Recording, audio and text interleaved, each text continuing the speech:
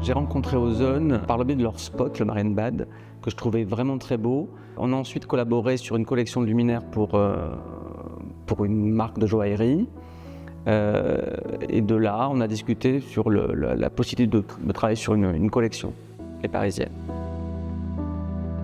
Donc toute la collection est comme une balade nocturne dans Paris. Tout démarre de Montmartre, par le lampadaire, par la Montmartre. Et ensuite, on se balade à Saint-Germain avec la lampe à poser. On va jusqu'à la place de la Concorde. C'est ce grand croisement que reprend la lampe La Concorde. On continue avec toutes les suspensions dans les arches de la rue de Rivoli, qui reprend la suspension Rivoli, jusqu'à l'Opéra avec le grand lustre. C'est vraiment l'idée de traduire un peu toute cette richesse de mobilier, de luminaires urbains parisiens à travers la collection. Quand je positionne des éléments de la collection, je les positionne toujours de manière à ce que ces éléments structurent les espaces. Quand je mets en place une Montmartre, donc le lampadaire, il est toujours pour structurer un passage, pour structurer un point de pose dans un espace. De la même manière, les Rivoli, qui sont les suspensions de la collection, sont toujours positionnés pour marquer de grandes verticalités, pour marquer vraiment des espaces. C'est pas juste de la décoration, c'est pas juste de l'éclairage, c'est vraiment des éléments qui vont structurer mes intérieurs.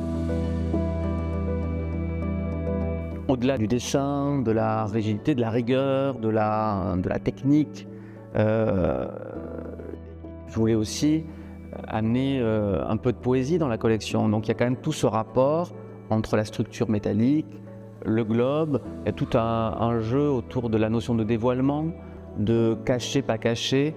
On a des zones translucides, des zones transparentes qui permettent de voir à des moments le métal, à d'autres ne voir que la lumière.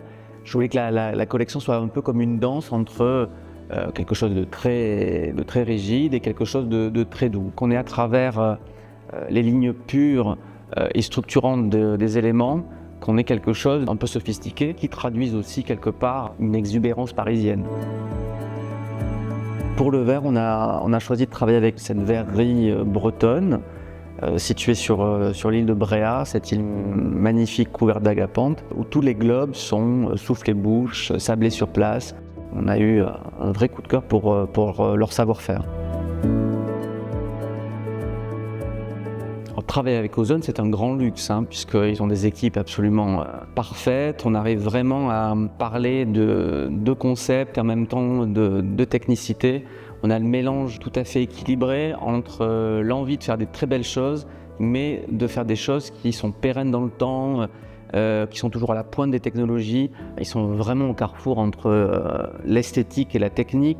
Et d'ailleurs, quand on voit la collection, on sent la simplicité des lignes, on sent qu'il n'y a pas de superflu. On a essayé vraiment, grâce à eux, d'épurer au maximum. La technique disparaît au profit de l'objet.